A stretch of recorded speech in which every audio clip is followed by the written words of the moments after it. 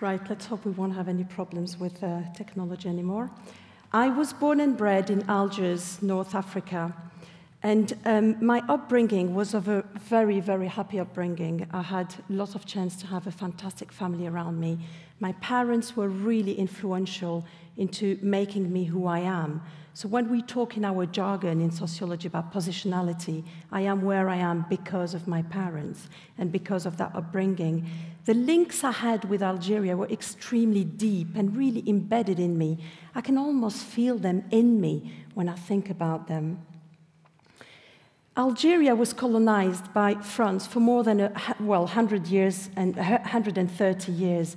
And for 130 years, it had changed completely Algerians. And colonialism is really, we still have the legacies of colonialism within us now.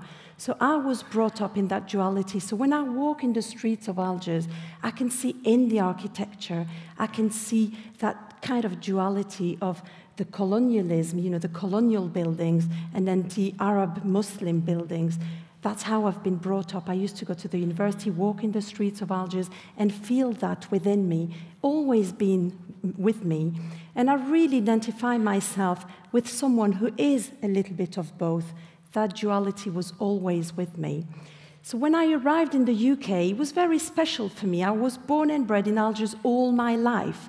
So there I arrived in the UK with all these kind of stories and how we perceive the others, you know, us and them. But then I had my children and my family. All my kids were born here, and I start really throwing roots into this country. I start really becoming part of everybody else. I start trying to understand. I start falling in love with the trees, with everything, and I became really part of here. And for some reason, I started kind of thinking, I really like it here. But something happened which was really determinant in my life. My mum passed away when I had my second child.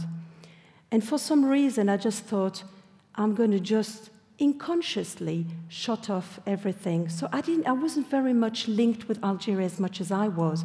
I used to go back to see my dad, who was quite sad, and go and see him on and on again.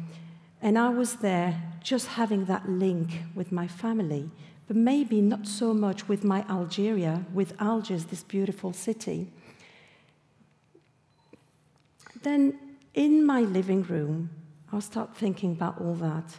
And I thought about it, and I thought it felt as if I was entering another phase in my life. First of all, I had this massive phase of amnesia, but then another event happened. My dad passed away. And then I just felt, it felt like something was finishing off. It felt like a cycle was closing. And I thought, now they're both gone. Have I really lived in Algiers? Have I ever been there? Did my parents really existed? And it feels really strange. It almost feels as if you have two different lives, two radical lives. And then I thought, I need to recall all that. So last year, I went back to Algiers. And I went back almost as in visiting again and kind of reconnecting again. And it was like a little window into my life, into this world that has completely disappeared, that I pushed unconsciously, but it was coming back very strongly. And the death of my back was so detrimental to me. It really pushed me into going into that. And I went and I visited the streets of Algiers. I went back when I was brought up. And we lived in a boarding school. That's where my mum used to work, and we lived there. And I remember very well paddling in these little pools, really smelling the smell and feeling the sky. And the day I went back, I was absolutely overwhelmed because I really could feel everything. I knew I was in Algiers. That was not a secret. I knew I traveled. I took a ticket and went to Algiers. But it's the fact that I was reconnecting with the memories that were completely hidden deep inside me, completely far away. And I started reconnecting, feeling, you know, the sun, feeling the smells. And at some point, I'd stopped there and I thought, does it really matter? Does it really matter that I'm here? Who am I and where I am? What is this space and all this connection with my identity? And I felt, yes, it does matter, but in the higher order of things, does it? So I was walking in the market, smelling all that, tasting the olives. I can't stop myself from tasting the olives. And I was really there But then I thought back about my home, my new home, my home of adoption, Sheffield, and in Pitsmoor in particular. And a few weeks ago, we had this massive couscous. You know, all the friends in Pitsmoor keep on telling me, you've got to cook us a couscous at some point. And I think, yeah, I will. And the proper way, I'll steam it and everything. And I thought, I'm going to do it. So I thought, you know what? I'm just doing it. And I've cooked a couscous for 55 people.